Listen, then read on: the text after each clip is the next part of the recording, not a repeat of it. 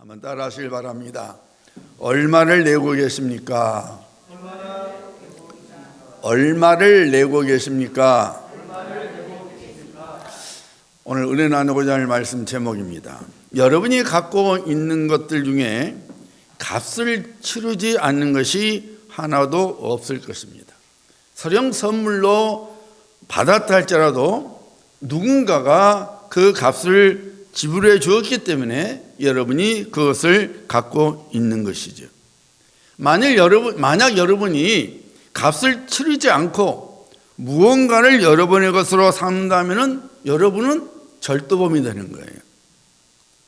우리들이 하나님의 은혜 가운데서 구원을 받아 하나님의 자녀가 된 것은 순전히 하나님의 선물이었습니다. 하지만 비록 우리들이 직접 값을 치르지 않았지만은 예수님께서 그의 피로 우리를 대신하여 죄값을 지불해 주셨습니다. 우리들이 하나님의 자녀가 되는 것, 그리스도인이 되는 것은 아무런 값을 지불할 필요가 없습니다. 에베소서 2장 8절 말씀이죠. 너희가 그 은혜에 의하여 믿음으로 말미암아 구원을 받았으니 이것은 너희에게서 난 것이 아니요 하나님의 선물이라. 이렇듯 우리들이 그리스도인이 되는 것은 하나님의 선물이기 때문에 우리들이 그 어떤 값을 치르지 않아도 됩니다. 우리 대신에 예수님께서 그의 십자가의 죽음으로 우리가 지불해야 할 죄값을 지불해 주셨기 때문이죠. 하지만 우리들이 그리스도인이 되어 사는 것, 하나님의 자녀로서 사는 것은 반드시 값을 지불해야 합니다. 우리들이 어떤 비용을 들지 않고 그리스도인으로 살아갈 수는 전혀 없습니다. 우리가 하나님의 자녀가 된 것은 선물, 우리가 어떤 값을 치르지 않아도 되지만 우리가 구원받은 후에 하나님의 백성으로 사는 것, 그리스도인으로 사는 것은 값을 치르지 않으면 안 되는 것입니다. 오늘 본문 말씀은 우리들이 하나님의 자녀로서 혹은 그리스도인으로서 이 세상에 사는 동안 반드시 지불해야 할 비용을 예수님의 가르침을 통하여 증거하고 있습니다. 오늘 본문 말씀은 지난 주일에 증거한 큰 잔치 비유와 연결되어 있습니다. 우리 예수님께서 그리스도인으로 사는 것이 어떤 삶이 되어야 되는지를 더 구체적으로 더 깊게 가르쳐주고 있는 것이 오늘 본문 말씀이에요. 지난주에 살펴본 큰 잔치 비유의 핵심은 무엇입니까? 우리가 하나님에 들어가는 것은 오직 그의 말씀 그리고 그의 부르심에 순종하는 것 외에는 없다는 거예요. 우리가 하나님의 나라에 들어가는 것이 가장 크고 중요한 것인데 사소한 것들 때문에 인생의 주인 되시는 하나님의 말씀과 초청에 불순종하지 말아야 한다는 것입니다. 오늘 본문 말씀에는 예수님께서 좀 더 깊이 그리고 우리들이 어떻게 살아가려고 하는지 명확하게 가르쳐 주시는 내용을 담고 있습니다. 자, 오늘 본문 말씀 25절 말씀 보시길 바랍니다. 수많은 무리가 함께 갈새 예수께서 돌이키사 이르시되, 수많은 사람들이 예수님을 따라가고 있었습니다. 당시 우리 예수님께서는 요즘 같으면 이 아이돌 가수 같았습니다. 예수님께서 가시는 곳마다 수많은 사람들이 예수님을 쫓아다녔습니다. 하지만 우리 예수님은 오늘날의 아이돌 가수와는 다르죠. 우리 예수님께서는 사람들의 인기에 전혀 관심이 없었습니다. 그들의 헌화에도 전혀 관심이 없었습니다. 비록 엄청난 수의 사람들이 예수님을 쫓아오고 있었지만은 우리 예수님께서는 그들을 향하여 놀라운 말씀을 하십니다. 26절과 27절 우리 한번 같이 읽습니다. 물은 내게 오는 자가 자기 부모와 처자와 형제와 자매와 더욱이 자기 목숨까지 미워하지 아니하면 능히 내 제자가 되지 못하고 누구든지 자기 십자가를 지고 나를 따르지 않는 자도 능히 내 제자가 되지 못하리라. 예수님을 따르는 수많은 사람들에게 우리 예수님께서 돌이키사 그들을 향하여 서시고 말씀하십니다. 예수님의 제자가 되는 데에는, 즉 그리스도인으로 살아가는 데에는 엄청난 비용이 든다는 것입니다. 값을 치르지 않으면 안 된다는 것입니다. 그냥 예수님하고 이름을 부르면서 쫓아간다고 해서 그리스도인으로서 사는 것이 아니라 부모와 형제들, 가족, 그리고 내 목숨까지도 미워해야만이 그리스도인으로서 살아갈 수 있게 된다는 것입니다. 다시 말씀드리면 값을 치르지 않으면 예수님의 제자가 될 수 없다는 것입니다. 값을 치르지 않으면 그리스도인으로서 살아갈 수 없다는 것입니다. 우리들이 지불해야 할 비용의 내용을 보면 우선 기가 죽죠. 예수님께서 말씀하신 우리들이 지불해야 할 값의 내용물이 무엇입니까? 부모, 배우자와 자녀, 형제, 자매, 내 목숨을 미워하고 자기 십자가를 지는 거예요. 이 중에 어느 거 하나 쉬운 것이 없습니다. 그런데 여러분, 우리가 지불해야 할 비용의 내용을 살펴보기 전에 왜 예수님께서 우리가 하나님의 백성으로 살아가는 데 있어서, 우리가 그리스도인으로서 살아가는 데 있어서 이런 비용을 지불해야 되는지 그 하나님의 의도를 알아야 돼요. 그래야만 우리가 하나님께서 말씀하신 대로 비용을 지불할 수 있거든요. 왜 하나님께서 하나님의 백성으로서 이 땅에 사는 동안 값을 치러야 되는지, 예수께서 말씀하신 그 값을 치러야 되는지를, 그 의도를 우리가 알아야 됩니다. 출애굽한 이스라엘 백성들 중에 왜 20세 이상의 백성들이 약속의 땅 가나안 땅에 들어가지 못하고 광야 생활 도중에 다 죽어야만 했습니까? 이스라엘 백성들이 약속의 땅 가나안에 들어가지 못하고 광야에서 다 죽은 것은 하나님의 본심이 아니었어요. 우리 하나님께서 의도하신 것은 이스라엘 백성들이 다 가나안 땅에 들어가는 그것이었어요. 그것이 하나님의 본심이었어요. 그럼에도 불구하고 20세가 넘은 출애굽 1세대 백성들이 광야 생활 중에 다 죽어야만 했습니다. 그렇게 된 주된 원인이 무엇이었습니까? 그것은 하나님의 약속에 대한 불신이었고 또한 하나님의 말씀에 대한 불순종 때문이었습니다. 12명의 정탐꾼들이 모세의 명령을 따라서 가나안 땅을 미리 탐지했지요. 그 땅에는 7개의 강한 민족들이 살고 있었습니다. 게다가 하나같이 강한 상대였고 또한 난공불락의 성들 안에 그들은 살고 있었습니다. 반면에 이스라엘 백성들은 강한 자들이 아니었습니다. 아니, 메뚜기처럼 나약한 존재인 것을 그들 스스로 알았습니다. 결국 그들에게 있어서 가나안 땅은 그림의 떡이었어요. 눈에 보이는 환경과 상황 때문에 그들을 향한 하나님의 약속은 믿지 못할 약속이 되었고 하나님의 말씀에 순종하는 것은 곧 죽는 길이라고 생각을 했습니다. 그들의 반응이 민수기 14장 1절로 3절에 나와 있죠. 온 회중이 소리를 높여 부르짖으며 백성이 밤새도록 통곡하였더라. 이스라엘 자손이 다 모세와 아론을 원망하며 온 회중이 그들에게 이르되 우리가 애굽 땅에서 죽었거나 이 광야에서 죽었으면 좋았을 것을 어찌하여 여호와가 우리를 그 땅으로 인도하여 칼에 쓰러지게 하여 하는가? 우리 처자가 사로잡히리니 애굽으로 돌아가는 것이 낫지 아니하랴.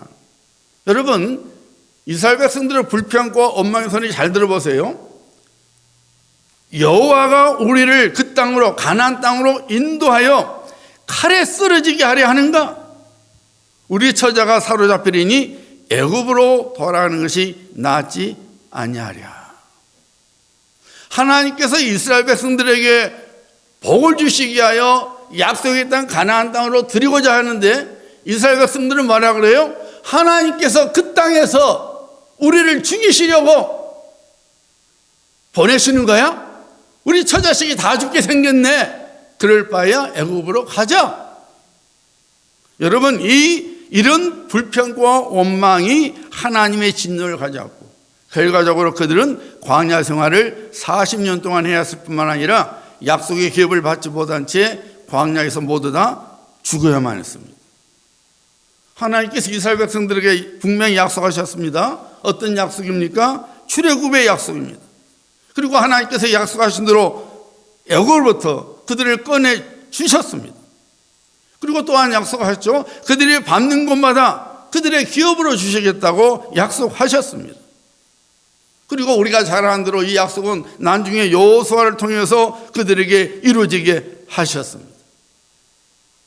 여호수아서 12장 24절을 보면은 여호수아와 이스라엘 백성들이 가나안 땅을 차지하기 위하여 적어도 31번의 전쟁을 치러야만 했습니다. 이 싸움은 그들이 지불해야 할 비용이었어요. 하지만 그 비용에 따른 대가는 그 비용을 뛰어넘는 놀라운 복들이었습니다.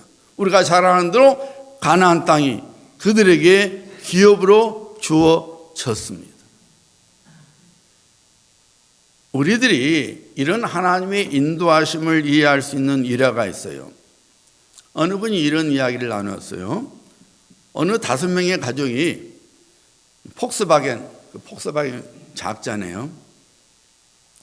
필리핀에 제가 아는 제 동료 선교사님은 그 폭스바겐 작은 차에 필리핀 사람이 25명이 타요. 그러고 다녀요. 미국 같으면 상상할 수 없는 일인데, 어쨌든 그 작은 차에 5명의 가족이 타고 여행 중이었습니다. 깊은 밤이었고 폭풍우가 싸늘하게 몰아쳐서 몇 미터 앞도 볼 수 없을 정도로 힘들었습니다. 그래서 조심스럽게 그리고 천천히 운전을 하고 있는데 세차게 비바람이 몰아치는 길을 걸어가는 한 부부를 발견하고 차를 세웠습니다. 그 여자는 아이를 안고 있었어요. 무슨 도움이라도 줄 수 있을까요? 물어봤더니 그 부부는 약 2마일쯤 떨어져 있는 동네에 살고 있었는데 벼락이 그 집의 전선을 때리는 바람에 전기 누전으로 그만 불이 나서 집이 몽땅 타버렸다는 겁니다. 그들은 가까스로 어린아이를 겨우 데리고 나와서 빠져나올 수 있었고 이제 한 6마일쯤 떨어진 동생네 집으로 지금 가는 중이었다고 말을 했습니다. 그들을 태워서 동생 집으로 데려가고 싶지만 그 작은 차에 이미 5명의 가족이 타고 있으니까 어떻게 도울 길이 없는 거죠. 그래서 그 아버지가 곰곰이 생각하다가 호주머니에서 20불 꺼내서 그 아이 엄마에게 주었습니다. 지금의 20불이 아니라 그때는 상당히 20불이 큰 가치가 있는 때였습니다. 그리고는 떠납니다. 그런데 아버지가 그 운전을 하다가 멈추더래요. 그러면서 하는 말이 가족들에게 지금 얼마나 우리가 지금 여행하고 있는데 각자 돈이 얼마나 있느냐 이렇게 묻더랍니다. 그래서 가족들이 이렇게 돈을 이렇게 모아보니까 약 100불쯤 되었어요. 아버지가 차를 돌려서 다시 그 부부에게로 갔습니다. 그리고 차를 세우고 불렀습니다. 아주머니, 제가 준 돈을 아직도 갖고 계시지요? 그러니까 그 아이 엄마가 약간 놀란 표정으로 예, 있습니다 했더니 그거 제게 주시겠습니까? 그리고 굉장히 당황스러운 일이죠. 하지만 달라 그러니까 그 아이 엄마가 여기 있습니다 하고 20불을 다시 그 아버지에게 주니까 그 아버지가 그 돈에다가 자기들 가족의 돈을 합쳐서 주면서 이렇게 말했습니다. 우리 가족 모두가 드리는 선물입니다. 우리를 향한 하나님의 손길이 그러합니다. 하나님께서는 그리스도 예수 안에서 우리를 구원해 주셨습니다. 그의 자녀로 삼아 주셨습니다. 많은 복들을 그의 은혜 가운데 주셨으며 주시고 있습니다. 그런데 하나님께서 우리에게 그가 주신 것을 그에게 다시 주라고 요구하십니다. 그렇게 하시는 이유는 우리가 드린 것에 하나님께서 갖고 계시는 더 놀라운 선물들, 더 풍성한 복들을 더해서 우리에게 주시고자 함입니다. 아브라함을 생각해 보시길 바랍니다. 하나님께서 아브라함이 가장 원하는 선물을 그에게 주셨습니다. 바로 이삭이었지요.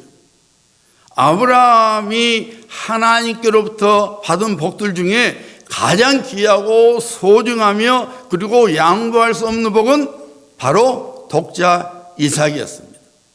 그런데 하나님께서 그 이삭을 다시 하나님께 바치라고 아브라함에게 요구하셨습니다. 아브라함에게는 기가 막힌 요구였고 보통 당황스러운 요구가 아니었지요.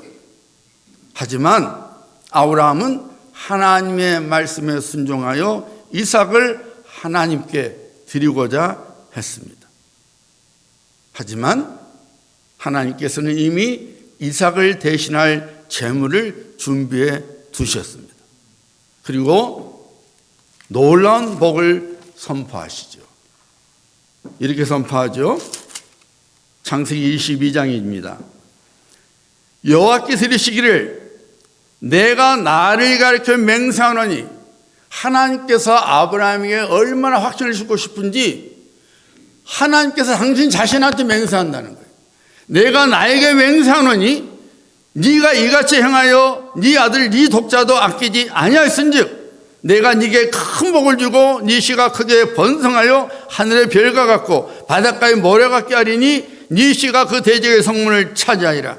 또 네 씨로 말미암아 천하 만민이 복을 받으리니 이는 네가 나의 말을 준행하였음이라 하셨다 하니라.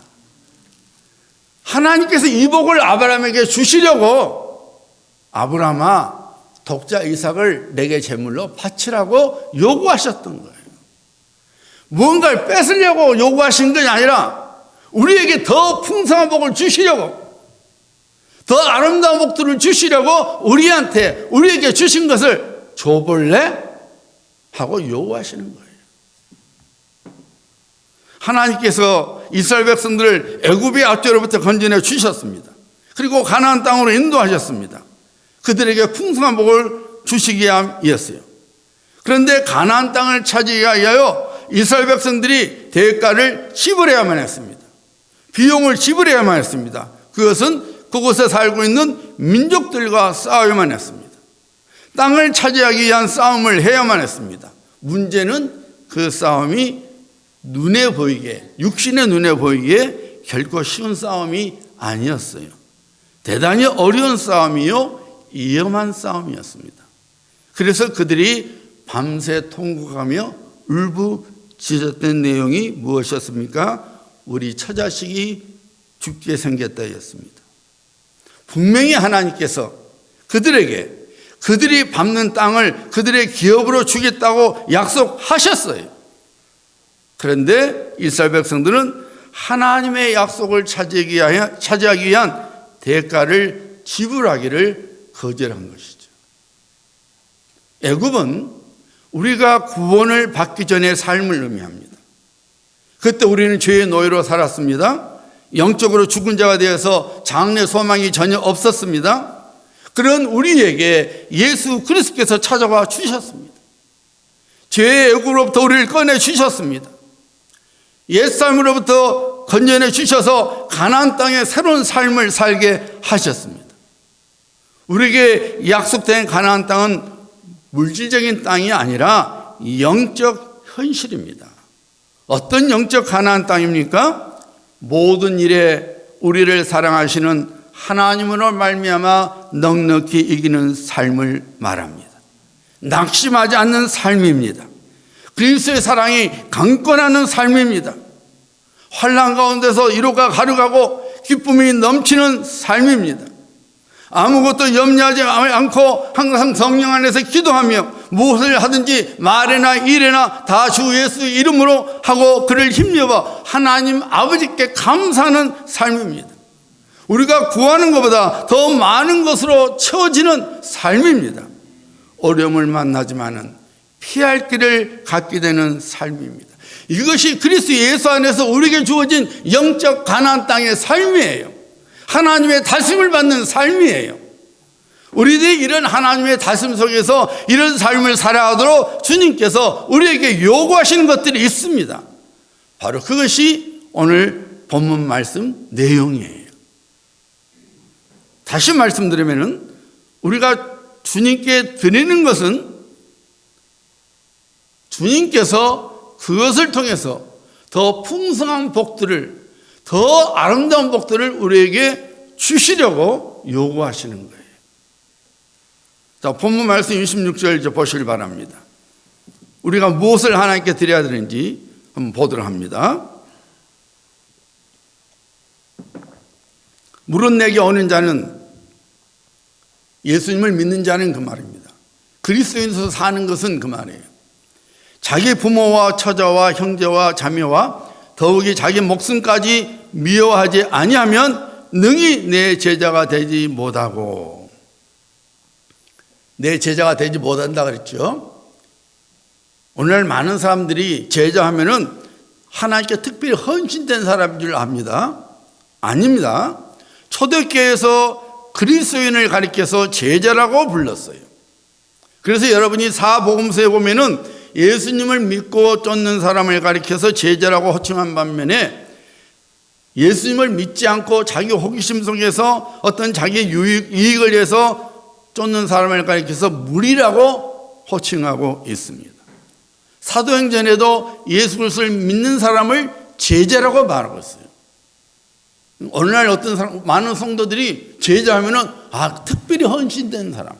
나는 아니야. 아니에요. 우리 모두가 다 예수 그리스도의 제자들입니다.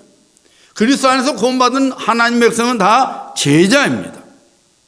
제자는 무늬만 혹은 이름만 그리스도인이 아니라 참 그리스도인을 의미하는 거예요. 참 그리스도인만이 장차 하나님의 나라에 들어가 영원한 생명과 복락을 누리게 됩니다. 이 땅 위에서도 하나님의 다스림 속에서 자녀에게 약속된 신령한 복들과 물질적인 복들을 누리게 됩니다. 예수님께서는 하나님의 자녀라면, 그리스도인으로서 살고자 한다면 이런 대가를 지불해야 한다고 지금 말씀하고 계시는 거예요. 우리들이 하나님께서 약속된 복들을 받고자 한다면, 하나님의 다스림 속에서 그가 주시는 풍성한 은혜와 복을 받고자 한다면, 즉 영적 가난한 삶을 살고자 한다면 부모와 처자와 형제와 자매와 그리고 자기 목숨까지도 미워해야 한다고 예수님께서 선포하십니다. 와, 온지는 사랑해야 한다더니 왜 미워해야 한다 그러시지? 언제는 사랑해야 한다더니 왜 내 부모를 미워해야 되고, 내가 왜 형제를 미워해야 되고, 내가 왜 내 배우자를 미워해야 되고, 내 자식을 미워해야 되지? 왜 내 목숨을 미워해야 되지? 여러분, 예수님의 말씀을 오해하시면 안 됩니다. 여기에서 미워하는 것은 우리가 흔히 이해한 대로 중화한다든지 분노하는 것을 의미하지 않습니다. 우리들이 마땅히 유지해야 하는 인간의 기본적인 관계를 끊어야 함을 의미하는 것이 절대로 아닙니다. 예수님께서 미워하지 아니하면 그 말씀을 이해할 수 있는 성경 구절이 있는데 그것은 마태복음 10장 37절입니다. 예수님께서 하신 말씀입니다.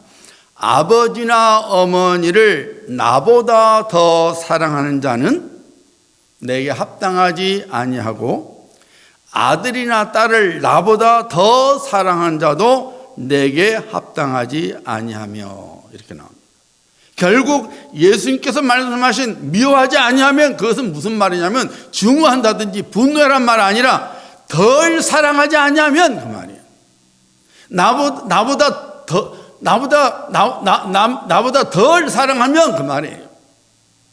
예수님께서 미워하지 않냐면 여기에는 두 가지 의미를 담고 있어요. 하나는 우선순위입니다. 그리고 다른 하나는 헌신, 커미트먼트 혹은 충성, 로열티를 말하는 거예요. 우리들이 그리스도인으로서 살아간다는 의미는 그 무엇보다도 예수 그리스도께서 먼저가 되어야 합니다. 너희는 먼저 그의 나라와 그의 의를 구하라는 말씀과 같은 의미예요. 여러분에게 항상 말씀드리지만 신앙은 우선순위입니다. 이 우선순위가 바꿔지면 그 신앙은 우상숭배가 되고 맙니다. 신앙은 내가 하나님의 뜻에 순종하는 것이요, 그의 뜻을 이루며 그를 사랑하며 그리고 그에게 영광을 돌리는 것입니다.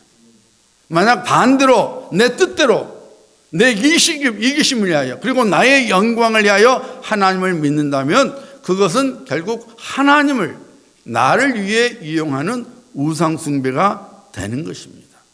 이런 삶에는 결코 하나님의 은혜와 복이 임할 수 없게 됩니다. 항상 우리의 삶 속에서 예수 그리스도가 먼저여야 합니다. 그분의 뜻이, 그분의 영광이, 그분의 이름을 높이는 것이, 그리고 그분을 사랑하는 것이 먼저여야 합니다. 우리가 마땅히 부모와 배우자와 자녀 그리고 가족들 그리고 믿음의 형제자매들을 사랑해야 합니다. 왜냐하면 그것이 하나님의 뜻이기 때문입니다. 형제를 미워하면서 하나님을 사랑한다고 말하는 것은 거짓말이라고 사도 요한이 성령의 감동 속에서 말하지 않았습니까? 여러분이 하나님을 사랑하십니까? 그렇다면 믿음의 형제자매들, 즉 교회 식구들을 사랑해야 합니다. 그것이 하나님의 은혜를 받는 길이요, 복을 받는 길이요, 또한 기도 응답을 받는 길입니다. 하지만 그 누구보다도, 그 무엇보다도 예수님을 더 사랑하는 것이, 예수님을 더 사랑하는 것이 그리스도인의 삶입니다. 아브라함은 그가 그토록 사랑하는 이삭보다 하나님을 더 사랑했고 하나님의 명령을 우선순위에 두었습니다. 그랬더니 하나님께서 그런 아브라함을 사랑하셨고 그에게 놀라운 복들을 선포하셨습니다. 예수님을 사랑한다는 것은 우선순위예요.